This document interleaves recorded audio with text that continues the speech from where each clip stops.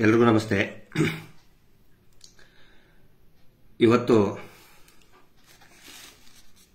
ಚಾಮರಾಜನಗರ ಜಿಲ್ಲೆಯಲ್ಲಿ micro finance ಬಗ್ಗೆ ಕಳೆದ ಸುಮಾರು 15 ದಿನದಿಂದ ಸಾಕಷ್ಟು ಮಾಧ್ಯಮಗಳು ಮೈಕ್ರೋ ಫೈನಾನ್ಸ್ ಹಾವಳಿ ಬಗ್ಗೆ ಮಾತಾಡೋದಕ್ಕೆ ಪ್ರಾರಂಭ ಮಾಡಿದೆ. ಚಾಮರಾಜನಗರದಲ್ಲಿ 100 ಕುಟುಂಬಗಳು ಊರು ಬಿಟ್ಟು ಹೋಗಿದೆ ಅಂತ ಹೇಳಿ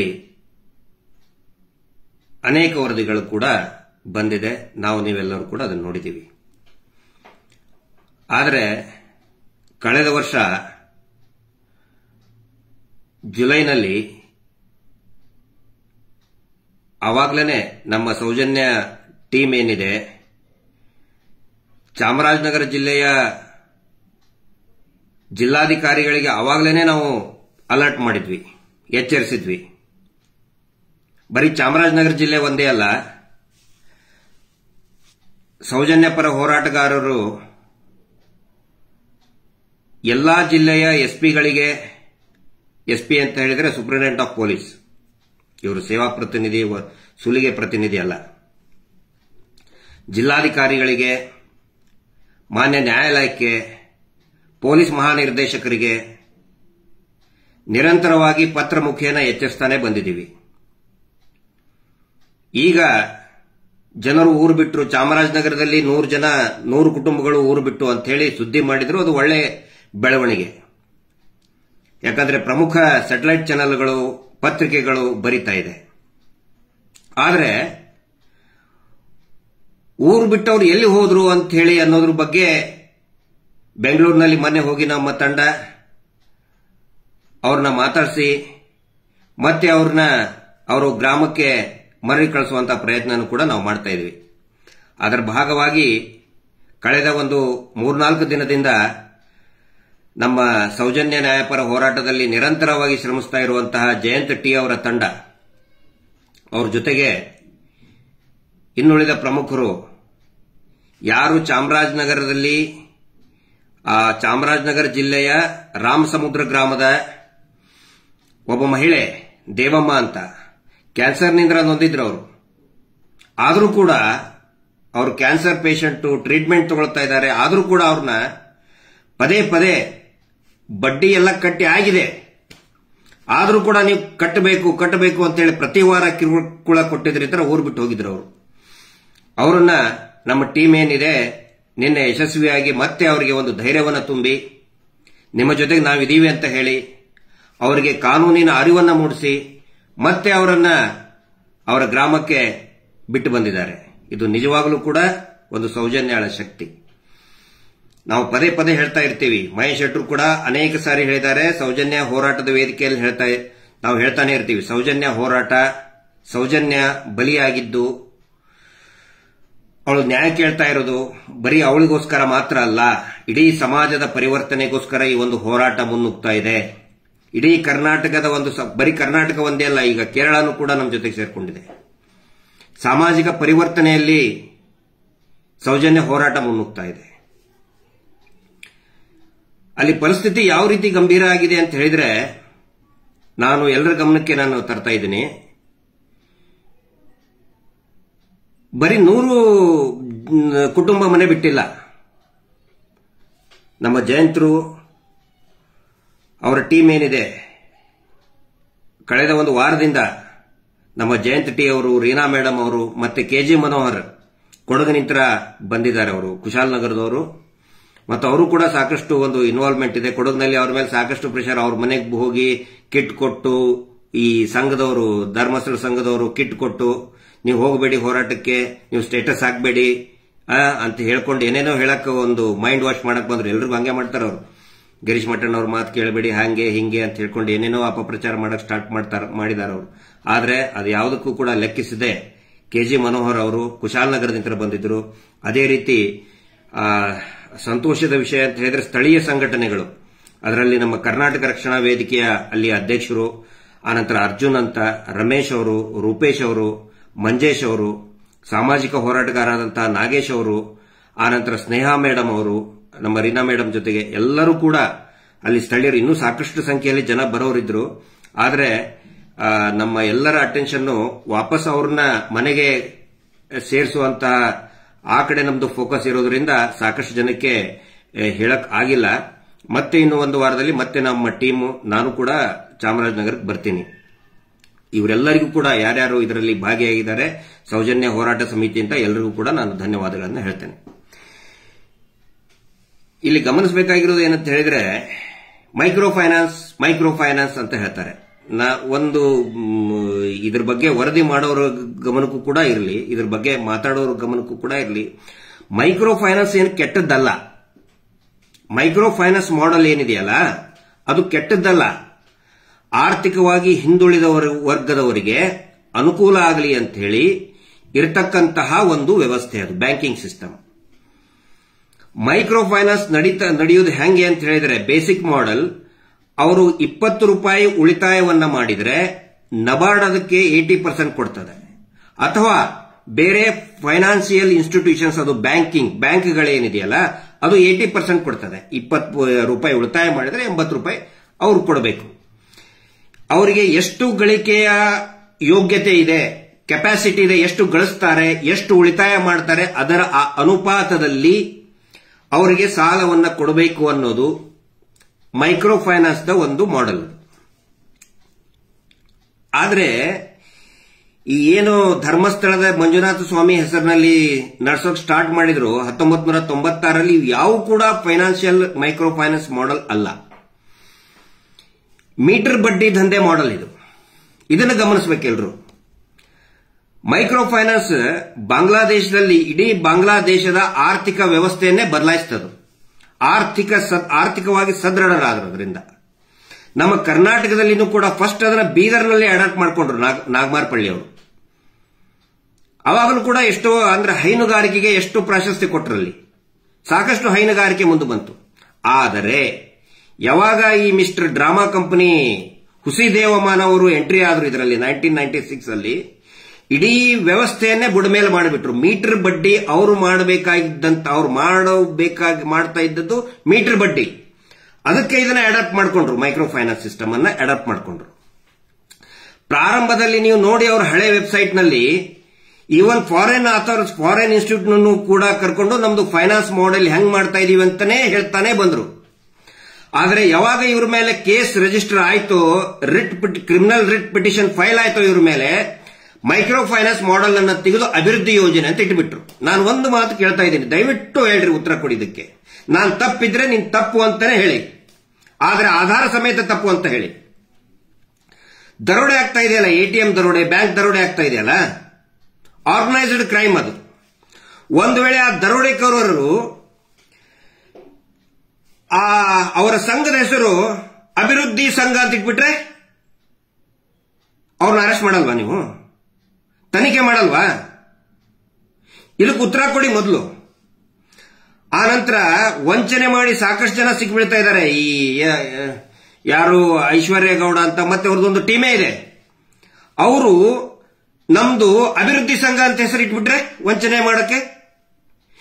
ಈ ಧರ್ಮಸ್ಥಳ ಹೆಸರಿನಲ್ಲಿ, ಮಂಜುನಾಥ ಸ್ವಾಮಿಯ ಹೆಸರಿನಲ್ಲಿ ಅದನ್ನೇ ಮಾಡಿದ್ದಾರೆ. ಕಳೆದ 20-30 ವರ್ಷದಿಂದ ಅದನ್ನೇ ಮಾಡ್ತಾ ಬಂದಿದ್ದಾರೆ. ಹೇಳೋದಕ್ಕೆ ಅಭಿವೃದ್ಧಿ, ಹೆಸರು ಶ್ರೀ ಕ್ಷೇತ್ರ ಧರ್ಮಸ್ಥಳ, ಗ್ರಾಮಾಭಿವೃದ್ಧಿ. ಇನ್ನೊಂದು ನೀವು ಗಮನಿಸಿ, ಇಲ್ಲಿ ನಿನ್ನೆ ಒಂದು ಪೋಸ್ಟ್ ಹಾಕಿದ್ದಾರೆ. ಎಷ್ಟು ನೀಚತನದ ಪರಮಾವಧಿ ಅದು ಮತ್ತು ಕಾನೂನಿನಲ್ಲಿ ಅಪರಾಧ ಅದು. ಏನಂತ ಹೇಳಿದ್ರೆ, ನೀವು ಸಾಲವನ್ನು ತುಂಬಬೇಕು. ನೀವು ಸಾಲವನ್ನು ತುಂಬದೆ ಹೋದ್ರೆ ಅದು ಶಾಪ ತಟ್ಟುತ್ತೆ ನಿಮಗೆ, ಅದು ದೇವರು ಮುನಿಸ್ಕೊಳ್ತಾನೆ. ಹಾಕ್ತಾ ಇರೋರು ಯಾರು? ದೇವ್ರನ್ನ ನಂಬುದವರೇ, ಈ ಹಿಂದೂ ಧರ್ಮವನ್ನ ನಂಬುದವರೇ ಈ ಪೋಸ್ಟ್ಗಳನ್ನು ಹಾಕ್ತಾ ಇದ್ದಾರೆ, ಹಿಂದೂಗಳನ್ನ ಹುಚ್ಚರನ್ನ ಮಾಡೋದಕ್ಕೆ. ಈ ಕುತಂತ್ರವನ್ನ ನಾನು ಬಯಲಿಗೆ ಹೇಳ್ತಾ ಇದ್ದೀನಿ. BNS ಭಾರತೀಯ ನ್ಯಾಯ ಸಂಹಿತೆಯಲ್ಲಿ ದೇವರನ್ನ ಮುಂದಿಟ್ಟುಕೊಂಡು ಸಾಲ ಕಟ್ಟಿ, ಬಡ್ಡಿ ಕಟ್ಟಿ ಅಂತ ಹೇಳೋದೇ ಒಂದು ಅಪರಾಧ, ಸೆಕ್ಷನ್ 354 BNS ಪ್ರಕಾರ.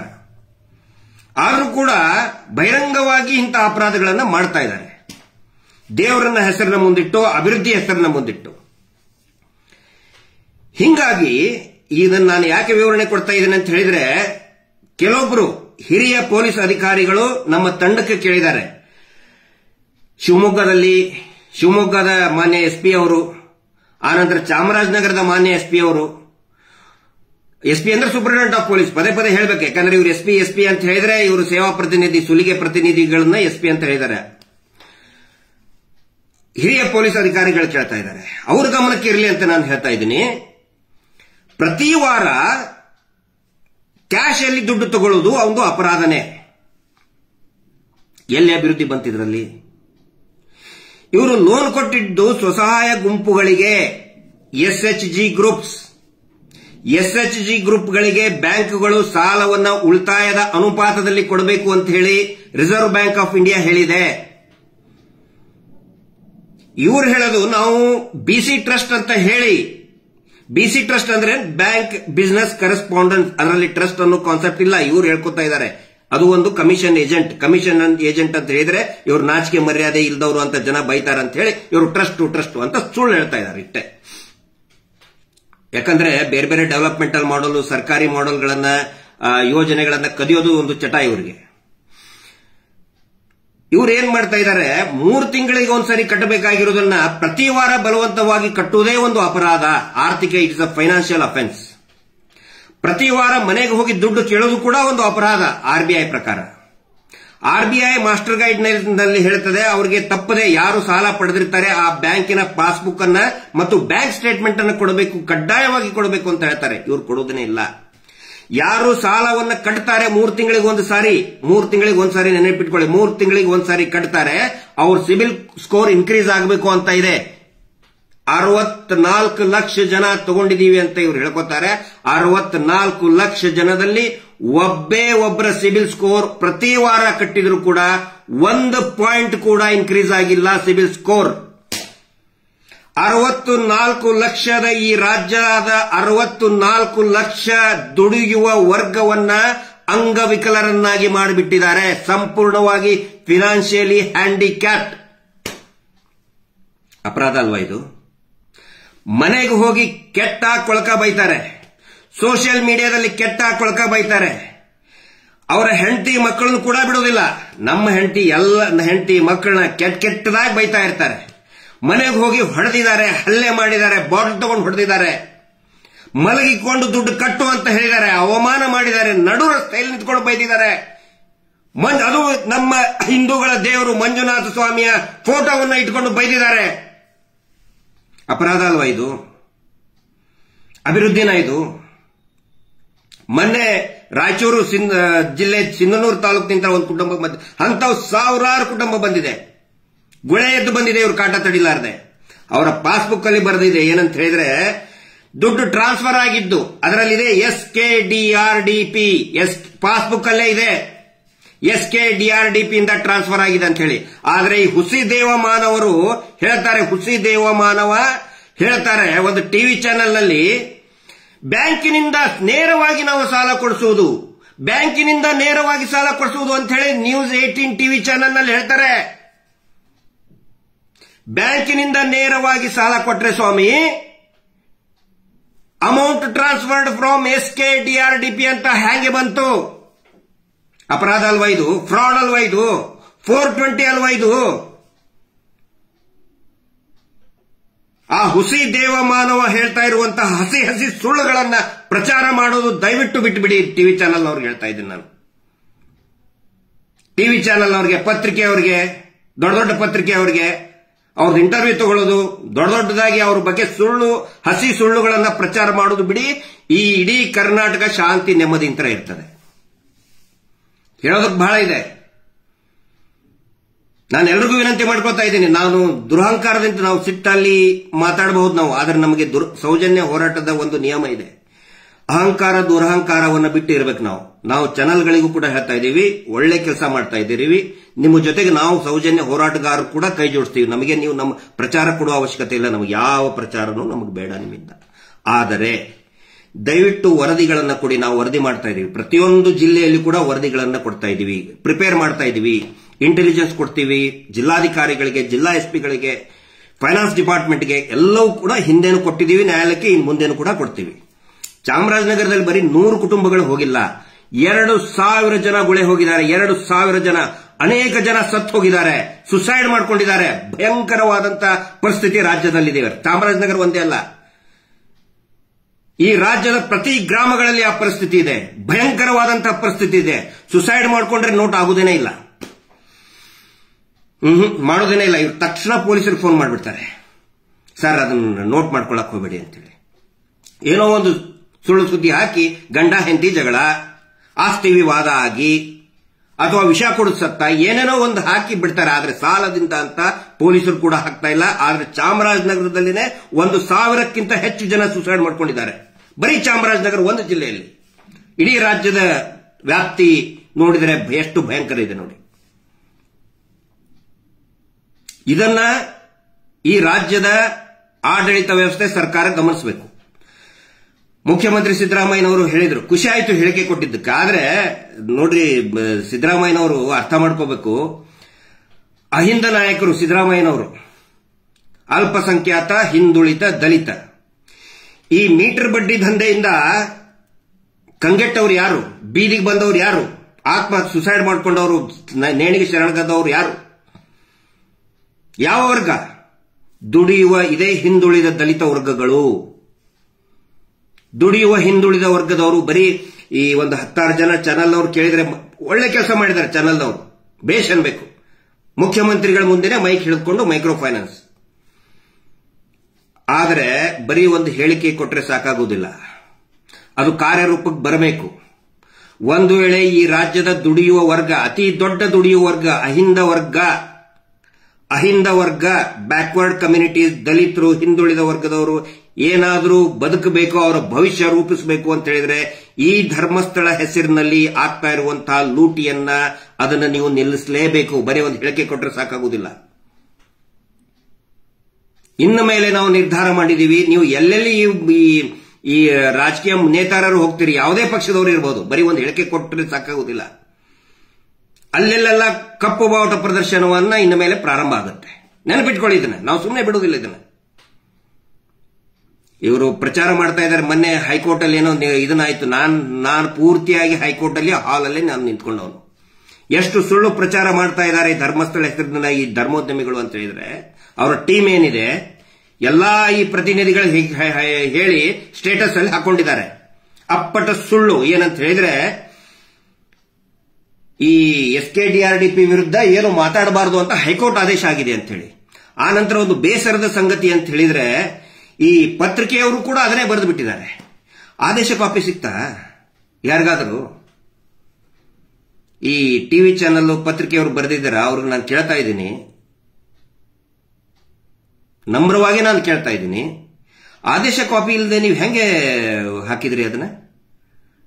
ಮಹೇಶ್ ಶೆಟ್ಟಿ ತಿಮ್ರೋಡಿ ಅವರಿಗೆ ಬೈಬಾರ್ದು ಅಂತ ಹೇಳಿದ್ದಾರೆ. ಹೌದು, ಅದರ ಜೊತೆಗೆ ಇನ್ನೂ ಹೇಳಿದ್ದಾರೆ. ಏನಂತ?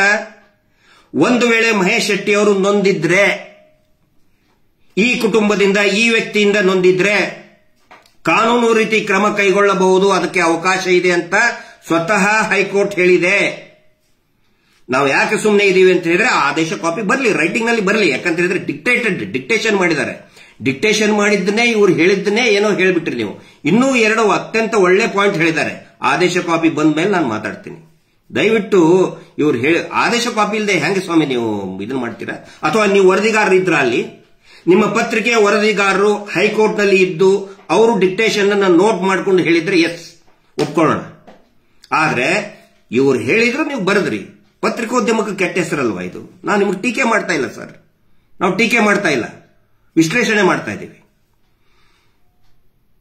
ಆನಂತರ ತುಂಬಿದ ಕೋರ್ಟ್ನಲ್ಲಿ ಸ್ವತಃ ನ್ಯಾಯಾಧೀಶರು ಹೇಳ್ತಾರೆ, ಸಾರಿ ನ್ಯಾಯಮೂರ್ತಿಗಳು, ಟೆಕ್ನಿಕಲಿ ಸ್ವಲ್ಪ ನಂದು ಹೆಚ್ಚು ನ್ಯಾಯಾಧೀಶರು ನ್ಯಾಯಮೂರ್ತಿ ಅನ್ನೋದು ಹೇಳೋದ್ರಲ್ಲಿ ಜಸ್ಟಿಸ್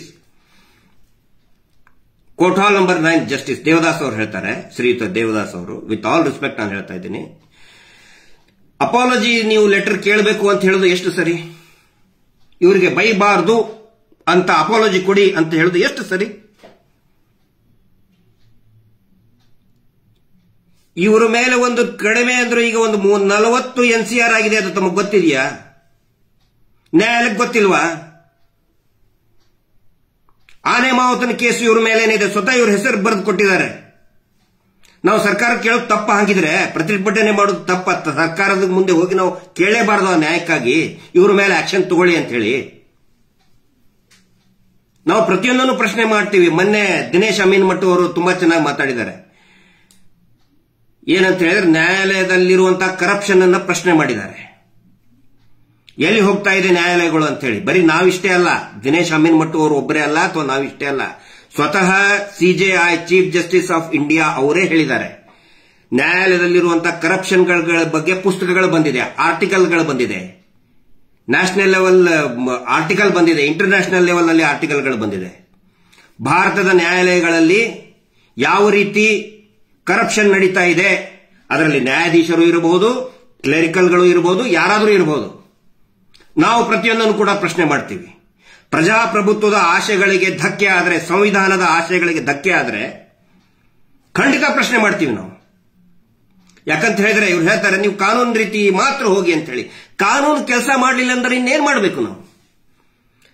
ಬೆಳ್ತಂಗಡಿ ಪೊಲೀಸ್ ಸ್ಟೇಷನ್ ಅಲ್ಲಿ ಇವ್ರಾಗೆ ಕಂಪ್ಲೇಂಟ್ಲೇ ತಗೊಳ್ಳೋದಿಲ್ಲ, ಮತ್ತಿನ್ನೇನ್ ಮಾಡಬೇಕು ಪ್ರತಿಭಟನೆ ಮಾಡದೆ ಹೇಳಿ? ಸಂವಿಧಾನಕ್ಕೆ ಹಕ್ಕಲ್ವ ನಮ್ದು? ಅನ್ಯಾಯ ಆದರೆ ಪ್ರತಿಭಟನೆ ಮಾಡೋದು ಪ್ರತಿಯೊಬ್ಬ ನಾಗರಿಕರ ಹಕ್ಕದು. 96 ಜನ ಹೆಣ್ಮಕ್ಳು ನೇತ್ರಾವತಿ ತೀರದಲ್ಲಿ ಮಿಸ್ಸಿಂಗ್ ಆಗಿದ್ದಾರೆ. ಧರ್ಮಸ್ಥಳಕ್ಕೆ ಬಂದಂತವರು ಮಿಸ್ಸಿಂಗ್ ಇನ್ನೂ ಕೂಡ ಗೊತ್ತಿಲ್ಲ ಎಲ್ಲಿ ಹೋಗಿದ್ದಾರೆ ಅಂತೇಳಿ. ಬರೀ ಒಂದು 10 ವರ್ಷದಲ್ಲಿ. ಇನ್ನು ಅದಕ್ಕಿಂತ ಹಿಂದೆ ಎಷ್ಟಾಗಿದೆ ಯಾರಿಗೂ ಗೊತ್ತು. 464 ಹೆಣಗಳು ಬಿದ್ದಿದೆ. 464 ಹೆಣಗಳು ಯಾವುದೇ ತನಿಖೆ ಆಗಿಲ್ಲ, ಎಲ್ಲ ಯುಡಿಆರ್. ಪ್ರಶ್ನೆ ಮಾಡಬಾರ್ದ ಸರ್ಕಾರಕ್ಕೆ?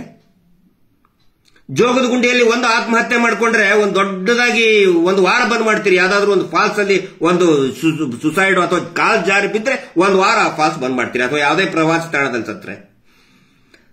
464 ಹೆಣಗಳು ಬಿದ್ದು ಯಾವುದೇ ತನಿಖೆ ಆಗಲಿಲ್ಲ. ಉಗ್ರಪ್ಪ ವರದಿ ಇದೆ. ಉಗ್ರಪ್ಪನವರ ವರದಿಯಲ್ಲಿದೆ ತನಿಖೆ ಆಗಬೇಕು ಅಂತ ಹೇಳಿ. ಮಹಿಳಾ ಆಕ್ಟಿವಿಸ್ಟ್ಗಳು ಕೂಡ ಹೇಳಿದ್ದಾರೆ ತನಿಖೆ ಆಗಬೇಕು ಅಂತ ಹೇಳಿ. 300 ಹೆಣ್ಮಕ್ಳು ಅನುಮಾನಾಸ್ಪದವಾಗಿ ಸತ್ತಿದ್ದಾರೆ. ಅಲ್ಲಿ 464ನಲ್ಲಿ 300 ಹೆಣ್ಮಕ್ಳು ಅನುಮಾನಾಸ್ಪದವಾಗಿ ಸತ್ತಿದ್ದಾರೆ. ಉಗ್ರಪ್ಪ ಅವರ ವರದಿಯಲ್ಲೇ ಇದೆ. ಪ್ರತಿಭಟನೆ ಮಾಡಬಾರ್ದ ನ್ಯಾಯಮೂರ್ತಿಗಳೇ? ನಾವು ಹೈಕೋರ್ಟಿಗೆ ಕೇಳ್ತಾ ಇದ್ದೀನಿ ನಾನು, ದಯವಿಟ್ಟು ಉತ್ತರ ಕೊಡಿ. ಪ್ರತಿಭಟನೆ ಮಾಡಬಾರ್ದ? ನ್ಯಾಯ ಕೊಡಿ ಅಂತ ಕೇಳಬಾರ್ದ? ಪೊಲೀಸರು ಕೇಸ್ ರಿಜಿಸ್ಟರ್ ಮಾಡಲಿಲ್ಲ ಅಂದ್ರೆ ಇನ್ಯಾರಿಗೆ ಕೇಳೋದ? ಪ್ರತಿಭಟನೆ ಮಾಡಲಿಲ್ಲ ಅಂದ್ರೆ ಇನ್ನೇನು ಮಾಡೋದ? ಬಾಯಿ ಮುಚ್ಚಕ್ಕಾಗುದಿಲ್ಲ, ಜನಸಾಮಾನ್ಯರ ಬಾಯಿ ಮುಚ್ಚಕ್ಕಾಗುದಿಲ್ಲ. ಅದು ತುಂಬಿದ ಕೋರ್ಟ್ ಹಾಲ್ನಲ್ಲಿ ಮಹೇಶ್ ಶೆಟ್ಟಿ ಯಾಕೆ ಬೈದ್ರು? ಏನಾದ್ರು ಬೈದ್ರ? ಜಡ್ಜ್ಗಳಿಗೆ ಬೈದಿದಾರ? ನೋಡಿದಿರ? ಎಲ್ಲಾದ್ರೂ ಹೆಸರು ತಗೊಂಡು ಬೈದಿದಾರ? ಅತ್ಯಾಚಾರಿಗೆ ಗಲ್ಲು ಆಗಬೇಕು ಅಂತ ಹೋರಾಟ ಮಾಡತಕ್ಕಂತಹ ನಾಯಕ ಮಹೇಶ್ ಶೆಟ್ಟಿ ತಿಮ್ಮರೋಡಿ ಅವ್ರಿಗೆ ಆ ಒಬ್ಬ ಜಡ್ಜ್ ಸಾಹೇಬರು ನಿನ್ನನ್ನೇ ಗಲ್ಲಿಗೇರಿಸ್ತೇನೆ ಅಂತ ಹೇಳ್ತಾರೆ. ನೋವು ಆಗೋದಿಲ್ವಾ? ಅತ್ಯಾಚಾರಿಗಳಿಗೆ ಗಲ್ಲಿಗೇರಿಸೋದು ಬಿಟ್ಟು ಅತ್ಯಾಚಾರಿಗಳ ವಿರುದ್ಧ ಪ್ರತಿಭಟನೆ ಮಾಡ್ತಾ ಇರುವಂತಹ ಒಬ್ಬ ಹೋರಾಟಗಾರನಿಗೆ ಗಲ್ಲಿಗೇರಿಸ್ತೇನೆ ಅಂತ ಹಿಂದು ಮುಂದೆ ನೋಡದೆ ಮಾತಾಡುವಂತವ್ರ ಬಗ್ಗೆ ಮಾತಾಡಬಾರ್ದ ನಾವು? ಈ ದೇಶದಲ್ಲಿ ಸಂವಿಧಾನನೇ ಸುಪ್ರೀಂ. ಸಂವಿಧಾನಕ್ಕೆ ಏನಾದರೂ ವಿರೋಧವಾಗಿ ಮಾತಾಡಿದ್ರೆ ಖಂಡಿತ ಜೈಲಿಗೆ, ತಪ್ಪು ಮಾತಾಡ್ತಾ ಇದ್ರೆ ಖಂಡಿತ ನಮಗೆ ಜೈಲಿಗೆ ಹಾಕಿ ಸರ್, ನಾವು ಜೈಲಿಗೆ ಹೋಗ್ತೀವಿ. ಮಾತಾಡಬಾರ್ದು ಇದ್ರ ಬಗ್ಗೆ. ಹಸಿ ಸುಳ್ಳು ಹೇಳ್ತಾ ಇದಾರಲ್ಲ, ನೇರವಾಗಿ ಬ್ಯಾಂಕಿನಿಂದ ಸಾಲ ಕೊಡ್ತೀವಿ ಅಂತೇಳಿ ಟಿವಿ ಚಾನೆಲ್ ನಲ್ಲಿ ಹೇಳ್ತಾರೆ. ಪಾಸ್ಬುಕ್ ನಲ್ಲಿ ನೋಡಿದ್ರೆ ಇವ್ರದೇ ಟ್ರಸ್ಟ್ ಇಂದ ಟ್ರಾನ್ಸ್ಫರ್ ಮಾಡ್ತಾ ಇದ್ದಾರೆ. ಲೂಟಿ ಅಲ್ವಾ ಇದು? ಅದನ್ನು ನಾವು ಕೇಳ್ತಾ ಇದ್ದೀವಿ. ಮಂಜುನಾಥ ಸ್ವಾಮಿ ಹೆಸರು ಇಟ್ಕೊಂಡು ಬಡ್ಡಿ ವಸೂಲು ಮಾಡೋದು ಅಪರಾಧ ಅಲ್ವಾ? ಬಿಎನ್ಎಸ್ ನಲ್ಲಿ ಸೆಕ್ಷನ್ 354 ತೆಗೆದು ನೋಡಿ. ಮಾತಾಡಬಾರ್ದ ನಾವು? ಖಂಡಿತ ಮಾತಾಡ್ತೀವಿ. ಈ ನಿಮ್ಮ ಸುಳ್ಳು ಸ್ಟೇಟಸ್ಗಳಿಗೆ ನಾವು ಯಾರು ತಲೆ ಕೆಡಿಸ್ಕೊಳ್ಳೋದಿಲ್ಲ. We don't care. ಸುಳ್ಳು ಸ್ಟೇಟಸ್ ಹಾಕೊಳ್ಳೋದು ಅಲ್ಲರಿ. ನ್ಯಾಯಾಲಯದಲ್ಲಿ ಇನ್ನೂ ಆದೇಶ ಹೊರಗಡೆ ಬಂದಿಲ್ಲ. ರಿಟರ್ನ್ ಆರ್ಡರ್ ಇನ್ನೂ ಬಂದಿಲ್ಲ. ಹೆಂಗ್ ಬೇಕಂಗೆ ಪ್ರಚಾರ ಮಾಡ್ತಾ ಇದ್ದಾರೆ. ನ್ಯಾಯಾಲಯದ ಆದೇಶವನ್ನು ತಿರುಚೋದು ಅಪರಾಧ ಅಲ್ವಾ? ನ್ಯಾಯಾಲಯದ ಆದೇಶವನ್ನು ಸುಳ್ಳು ಅಪಪ್ರಚಾರ ಮಾಡಿ ಸ್ಪ್ರೆಡ್ ಮಾಡೋದು ಅಪರಾಧ ಅಲ್ವಾ? ಹಾಗಿದ್ರೆ ಇದನ್ನೇ ಮಾಡ್ಕೊಂಡು ಬಂದಿದ್ದಾರೆ ಇವರು. ಸರ್ಕಾರದ ಜಮೀನು ಇವರು ತಮ್ಮ ಹೇಳಿದ ಏನೋ ಅದು ಭೂರಹಿತ ಕೃಷಿ ಕಾರ್ಮಿಕ ಅಂತೇಳಿ 7.5 ಎಕರೆ ಲೂಟಿ ಮಾಡ್ಕೊಂಡು ಬಿಟ್ಟ ಇವ್ರ ತಮ್ಮ. ಅದಕ್ಕೆ ಇವರೇ ಬರೀತಾರೆ, ಹೌದು ಇವನು ನನ್ನ ತಮ್ಮ ಭೂರಹಿತ ಕೃಷಿ ಕಾರ್ಮಿಕ, ಐ ಹ್ಯಾವ್ ನೋಟೆಡ್. ಇದೇ ದಾಖಲೆ. ವರುಣ್ ಬೋಳಿಯಾರ್ ಅವ್ರದ್ದು 400 ಮರಗಳನ್ನ ಟ್ಯಾಪಿಂಗ್ ಬಂದಂತಹ ರಬ್ಬರ್ ಮರಗಳನ್ನ ಕತ್ತರಿಸಿ ಹಾಕಿದ್ರು. ಎಂ ಬಿ ಕರಿಯ ಅವ್ರ ಹೆಸರಿನಲ್ಲಿ ಅಲಾಟ್ ಆಗಿದ್ದಂತಹ ಪೆಟ್ರೋಲ್ ಬಂಕ್ ಅನ್ನ ನುಂಗಿ ನೀರು ಕುಡಿದ್ರು. ಈಗ ಅವ್ರದೇ ಒಬ್ಬ ದಲಿತರ ಹೆಸರಿನಲ್ಲಿ ಇದ್ದಂತಹ ಎಂ ಬಿ ಕರಿಯ ಅವ್ರ ಹೆಸರಿನಲ್ಲಿ ಸರ್ಕಾರದಿಂದ ಅಲಾಟ್ ಆಗಿದ್ದಂತ ಪೆಟ್ರೋಲ್ ಬಂಕ್ ಅನ್ನ ಬರೀ ₹150 ಕೊಟ್ಟು ಆ ₹150 ಅವ್ರು ಮತ್ತು ವಾಪಸ್ ಉಂಡಿಗೆ ಹಾಕಿ ಬಂದ್ರು. ಅವರು ತಪ್ಪಲ್ವಾ ಇದು? ಕೇಳಬಾರ್ದ? ಸುಮ್ಮನೆ ಕುತ್ಕೋಬೇಕಾ? ನ್ಯಾಯಾಧೀಶರು ಮಾತಾಡಬೇಕು, ಹೈಕೋರ್ಟ್ನವ್ರು ಹೇಳಬೇಕು, ಇದಕ್ಕೆ ಉತ್ತರ ಕೊಡಬೇಕು. ಸಂವಿಧಾನ ವಿರುದ್ಧವಾಗಿ ನಾವು ಮಾತಾಡ್ತಾ ಇಲ್ಲ. ಕಾನೂನಿನ ಏನೋ ನ್ಯಾಯಾಧೀಶರು ವಿರುದ್ಧನೂ ಅಲ್ಲ, ಆದ್ರೆ ನ್ಯಾಯಾಧೀಶರು ಸರಿಯಾಗಿ ಕೆಲಸ ಮಾಡಿಲ್ಲ ಅಂತ ಹೇಳಿದ್ರೆ ಇನ್ನೇನ್ ಮಾಡಬೇಕು? ತುಂಬಿದ ಇದರಲ್ಲಿ ನೀನು ಅಪಾಲಜಿ ಬರೆದು ಕೊಡು ಅಂತ ಹೇಳಿದ್ರೆ ಇನ್ನೇನ್ ಮಾಡಬೇಕು? ಇದನ್ನ ಪ್ರತಿಯೊಬ್ಬರು ಕೂಡ ಅರ್ಥ ಮಾಡ್ಕೋಬೇಕು. ಏನೋ ಜೋರಾಗಿ ಪ್ರಭಾವಿಗಳಿದ್ದಾರೆ, ದೊಡ್ಡ ವ್ಯಕ್ತಿಗಳಿದ್ದಾರೆ, ಸಾಕಷ್ಟು ದುಡ್ಡಿದೆ, ಖಂಡಿತ ಸೌಜನ್ಯ ಹೋರಾಟಗಾರರು ಸುಮ್ಮನೆ ಕೂತ್ಕೊಳ್ಳುವುದಿಲ್ಲ. ಇವತ್ತು ಇಡೀ ಮೀಟರ್ ಬಡ್ಡಿ ದಂಧೆ ಇಷ್ಟೊಂದು ವ್ಯಾಪಕವಾಗಿ ಇಡೀ ದೊಡ್ಡ ಮಟ್ಟದ ಚಳವಳಿ ನಡೀತಾ ಇದೆ ಅಂತ ಹೇಳಿದ್ರೆ ಸೌಜನ್ಯ ಹೋರಾಟಗಾರರ ಒಂದು ಏನು ಪಾತ್ರ, ಒಂದು ಶ್ರಮ, ಇದನ್ನ ನಾವು ಅಂತ್ಯ ಕಾಣಿಸ್ತೇವೆ. ಇದನ್ನ ಅದಕ್ಕೆ ನಾನು ಮುಖ್ಯಮಂತ್ರಿಗಳಿಗೆ ಹೇಳ್ತಾ ಇದ್ದೇನೆ, ಗೃಹ ಸಚಿವರಿಗೆ ಹೇಳ್ತಾ ಇದ್ದೇನೆ, ದಯವಿಟ್ಟು ಇವರು ಪರವಾಗಿ ನಿಂತ್ಕೊಳ್ಳಕ್ ಹೋಗಬೇಡಿ. ಯಾರ್ಯಾರು ಇವರು ಪರವಾಗಿ ನಿಂತ್ಕೊಂಡಿದ್ದಾರೆ ಎಲ್ಲರೂ ಕೂಡ ಸರ್ವನಾಶ ಆಗಿದ್ದಾರೆ. ರಾಜಕೀಯವಾಗಿ ಪೂರ್ತಿಯಾಗಿ ನಿರ್ನಾಮ ಆಗ್ತಾ ಇದ್ದಾರೆ. ಅದಕ್ಕೆ ರಾಜ್ಯದ ಜನತೆಗೂ ನಾನು ವಿನಂತಿ ಮಾಡ್ಕೊಳ್ತಾ ಇದ್ದೇನೆ. ಸಂಘದಿಂದ ಸಾಲ ತಗೊಂಡು ಗ್ರಾಮಗಳಲ್ಲಿ ಜಗಳ ಮಾಡ್ತಾ ಇದ್ದೀರಲ್ಲ, ಜಗಳ ಮಾಡೋದು ಬಿಡಿ. ಮೊದಲು ಊರು ಯಾಕೆ ಬಿಡ್ತೀರಾ ನೀವು? ನೇಣಿಗೆ ಯಾಕೆ ಹೋಗ್ತೀರಾ ನೀವು? ಮೊದಲು ನೀವು ಒಗ್ಗಟ್ಟಾದ್ರೆ ಯಾರು ನಿಮ್ಮನ್ನ ಅಲುಗಾಡ್ಸಕ್ಕಾಗೋದಿಲ್ಲ. ಮೊನ್ನೆ ಒಂದು ವರದಿ ಬಂದಿದೆ, ಗುಪ್ತ ವರದಿ, ನನ್ನ ಗಮನಕ್ಕೆ ಬಂದಿದೆ. ಭಾರತೀಯ ಜನತಾ ಪಾರ್ಟಿ 3 ಬೈ ಎಲೆಕ್ಷನ್ ನಲ್ಲಿ ಸೋಲ್ತಲ್ಲ, ಶಿಗ್ಗಾವಿ, ಸಂಡೂರು ಮತ್ತಿನ್ನೊಂದು ಯಾವುದು ಚನ್ನಪಟ್ಟಣ. ಅದರಲ್ಲಿ ಈ ಮೀಟರ್ ಬಡ್ಡಿ ದಂಧೆ ಬಿಜೆಪಿಯ ರಾಜ್ಯಸಭಾ ಸದಸ್ಯರೇ ಅದರದ್ದು ಮಾಸ್ಟರ್ ಮೈಂಡ್ ಇರೋದ್ರಿಂದ ಸಾಂಪ್ರದಾಯಿಕವಾದಂತಹ ಬಿಜೆಪಿ ವೋಟ್ಗಳು ಕಾಂಗ್ರೆಸ್ಗೆ ಹೋಗಿದೆ ಅನ್ನುವಂತ ಮಾಹಿತಿ ವರದಿ ಬಂದಿದೆ. ಇದು ಯಾಕೆ ಹೇಳ್ತಾ ಇದ್ದೀನಿ ಅಂತ ಹೇಳಿದ್ರೆ, ಊರಲ್ಲಿ ಪಂಚಾಯಿತಿ ಅಧ್ಯಕ್ಷರು, ಮಾಜಿ ಅಧ್ಯಕ್ಷರು, ಆ ಅಧ್ಯಕ್ಷರು, ಇವರು ಮಾಜಿ ಸದಸ್ಯರು ಹೋಗಿ ಇವ್ರ ಪರವಾಗಿ ಬ್ಯಾಟಿಂಗ್ ಆಡ್ತಾ ಇದಿರಲ್ಲ, ನೆನಪಿಟ್ಕೊಳ್ಳಿ. ಸಾಲ ಕಟ್ಟಿ ಅಂತ ನೀವು ಹೇಳಿದ್ರೆ ಮುಂದಿನ ಯಾವ ಇಲೆಕ್ಷನ್ ನಲ್ಲಿ ಕೂಡ ನೀವು ಗೆಲ್ಲಲ್ಲ. ಅದು ನೆನಪಿಟ್ಕೊಳ್ಳಿ ನೀವು. ಯಾಕಂದ್ರೆ ಜನ ರೊಚ್ಚಿಗೆದ್ದಿದ್ದಾರೆ. 100 ಘಟನೆಗಳು ನಡೀತಾ ಇದೆ. ಒಂದಲ್ಲ ಎರಡಲ್ಲ, ಹೇಳಬೇಕಂದ್ರೆ 1000 ಭಯಾನಕವಾದಂತ ಘಟನೆಗಳು ಕಣ್ಣು ಮುಂದೆ ಬರ್ತದೆ. ಅದಕ್ಕಾಗಿ ಈ ಮೀಟರ್ ಬಡ್ಡಿ ದಂಧೆ ನಿಲ್ಲಲೇಬೇಕು. ಮತ್ತೆ ಮುಖ್ಯಮಂತ್ರಿಗಳು ಕೂಡ ಒಂದು ಮಾತನ್ನ ಹೇಳಿದ್ದಾರೆ, ಅದಕ್ಕೆ ನಾವು ಸ್ವಾಗತಿಸ್ತೇವೆ. ಗೃಹ ಸಚಿವರು ಕೂಡ ಹೇಳಿದ್ದಾರೆ, ಅದನ್ನು ಸ್ವಾಗತಿಸ್ತೇವೆ. ಆದರೆ ಬರೀ ಹೇಳಿಕೆಗಿಷ್ಟೇ ಇದು ಸೀಮಿತ ಆಗಬಾರದು. ಹೇಳಿಕೆಗಳಿಗಿಷ್ಟೇ ಸೀಮಿತ ಆಗಬಾರದು. ವರದಿಗಳನ್ನ ನಾವು ಜೊತೆಗಿರ್ತೇವೆ. ಅಧಿಕಾರಿಗಳು ಕೂಡ ಪ್ರಾಮಾಣಿಕವಾಗಿ ಈ ಕೆಲಸವನ್ನ ಪ್ರಾರಂಭ ಮಾಡಲಿ.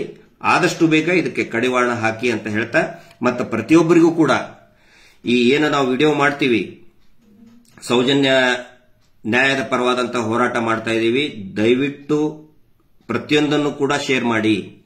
ಯಾಕಂದ್ರೆ ನ್ಯೂಸ್ ಪೇಪರ್, ದೊಡ್ಡ ಟಿವಿ ಚಾನೆಲ್ ಅವರು, ದೊಡ್ಡ ಪೇಪರ್ನವರು ನಮ್ಮ ಜೊತೆಗಿಲ್ಲ, ಪ್ರಸಾರ ಮಾಡೋದಿಲ್ಲ. ಅದನ್ನ ಮೊನ್ನೆ ಟಕ್ಕನೆ ಹಾಕಿದ್ರಲ್ಲ ಎಲ್ಲಾ ಪೇಪರ್ ಅಲ್ಲಿ, ಮಹೇಶ್ ಶೆಟ್ಟಿಗೆ ಬೈಬಾರ್ದು ಅಂತ ಹೇಳಿ. ಇವರ ವಿರುದ್ಧ ತನಿಖೆ ಮಾಡಬೇಕು ಅನ್ನೋದು ವರದಿ ಒಬ್ಬರು ಹಾಕಲಿಲ್ಲ. ಹೈಕೋರ್ಟ್ನೇ ಹೇಳಿತ್ತು, ಸ್ವತಃ ಪೊಲೀಸ್ ಮಹಾನಿರ್ದೇಶಕರು ಹೇಳಿದ್ದನ್ನೇ ಯಾವೊಬ್ಬ ಚಾನೆಲ್ ಅವರು ಹಾಕಲಿಲ್ಲ, ಪತ್ರಿಕೆಯವರು ಕೂಡ ಹಾಕಲಿಲ್ಲ. ಆದರೂ ಕೂಡ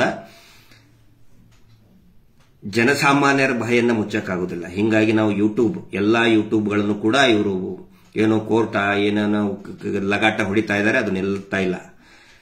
ಯಾವ ಯೂಟ್ಯೂಬ್ ಚಾನೆಲ್ನವರು ಮತ್ತು ಯಾವ ಫೇಸ್ಬುಕ್ನಲ್ಲಿ ಸೌಜನ್ಯ ಪರವಾದಂತಹ ಮಾತಾಡ್ತಾರೆ, ಆನಂತರ ಮೀಟರ್ ಬಡ್ಡಿ ಧರ್ಮಸ್ಥಳ ಹೆಸರಿನಲ್ಲಿ, ಹಿಂದೂ ದೇವರ ಹೆಸರಿನಲ್ಲಿ ಮೀಟರ್ ಬಡ್ಡಿ ದಂಧೆ ಮಾಡ್ತಾ ಇದ್ದಾರೆ, ಅವರ ವಿರುದ್ಧ ಪ್ರಸಾರ ಮಾಡುವಂತಹ ನ್ಯಾಯಪರ ಎಲ್ಲಾ ಯೂಟ್ಯೂಬ್ ಚಾನೆಲ್ಗಳನ್ನ ದಯವಿಟ್ಟು ಸಬ್ಸ್ಕ್ರೈಬ್ ಮಾಡಿ, ದಯವಿಟ್ಟು ಶೇರ್ ಮಾಡಿ. ಇದರಿಂದ ಸಾಮಾಜಿಕ ಪರಿವರ್ತನೆಯ ಹರಿಕಾರರು ತಾವೆಲ್ಲರೂ ಕೂಡ ಆಗಿ ಅಂತ ವಿನಂತಿ ಮಾಡಿಕೊಳ್ತಾ, ಮುಂದೆ ಬರುವಂತಹ ದಿನಗಳಲ್ಲಿ, ಈಗ ಮೊನ್ನೆ ಸೌಜನ್ಯ ಹೋರಾಟಕ್ಕೆ ಯಾವುದೇ ಅಡ್ಡಿ ಇಲ್ಲ ಅನ್ನುವೊಂದು ಅರ್ಥ ಬರುವ ರೀತಿಯಲ್ಲಿ ಅನ್ನುವೊಂದು ಮಾತು, ಒಂದು ಆದೇಶ ಆಗಿದೆ. ಇನ್ನು ಮೇಲೆ ಇಡೀ ರಾಜ್ಯಾದ್ಯಂತ ಸೌಜನ್ಯ ಹೋರಾಟವನ್ನ ಮಾನ್ಯ ಮಹೇಶ್ ಶೆಟ್ಟಿ ತಿಮರೋಡಿ ಅವರ ನೇತೃತ್ವದಲ್ಲಿ ಸೌಜನ್ಯ ಕುಟುಂಬದವರ ತಾಯಿ ನಮ್ಮ ಚಂದಪ್ಪ ಗೌಡರು ಇನ್ನಿಲ್ಲ, ಆದರೆ ಸೌಜನ್ಯಳ ತಾಯಿ, ಅವರ ಮಾವ, ಅವರ ಇಡೀ ಕುಟುಂಬ ಗಟ್ಟಿಯಾಗಿ ನಿಂತ್ಕೊಂಡಿದ್ದಾರೆ. ಅವರೆಲ್ಲರ ಜೊತೆಗೆ ನಿಂತ್ಕೊಂಡು ಇಡೀ ರಾಜ್ಯಾದ್ಯಂತ ಮತ್ತೆ ಅನೇಕ ಸೌಜನ್ಯ ನ್ಯಾಯಪರ ಹೋರಾಟಗಳನ್ನು ಮತ್ತು ಧರ್ಮಸ್ಥಳದಲ್ಲಿ ನಮ್ಮ ಹಿಂದೂ ದೇವಸ್ಥಾನವನ್ನ ಮುಂದೆ ಇಟ್ಕೊಂಡು ಅತ್ಯಾಚಾರ ಮಾಡಿದಂತಹ, ಮೀಟರ್ ಬಡ್ಡಿ ದಂಧೆ ನಡೆಸ್ತಾ ಇರುವಂತಹ ಕುಟುಂಬದ ವಿರುದ್ಧ ಕ್ರಮ ಕೈಗೊಳ್ಳಬೇಕು ಅಂತ ಹೇಳಿ, ಕಾನೂನು ರೀತಿ ಕ್ರಮ ಕೈಗೊಳ್ಳಬೇಕು ಅಂತ ಹೇಳಿ ಇಡೀ ರಾಜ್ಯಾದ್ಯಂತ ನಾವು ಪ್ರತಿಭಟನೆಗಳನ್ನು, ಹೋರಾಟಗಳನ್ನು ಹಮ್ಮಿಕೋತೀವಿ. ದಯವಿಟ್ಟು ಪ್ರತಿಯೊಬ್ಬ ಜನಸಾಮಾನ್ಯರು ಕೂಡ ಈ ಹೋರಾಟದಲ್ಲಿ ಕೈ ಜೋಡಿಸಿ ಅಂತ ಹೇಳ್ತಾ ಇವತ್ತಿನ ಈ ಲೈವ್ ಮಾತನ್ನು ಮುಗಿಸ್ತಾ ಇದ್ದೀನಿ. Justice for Soujanya. ನಮಸ್ತೆ.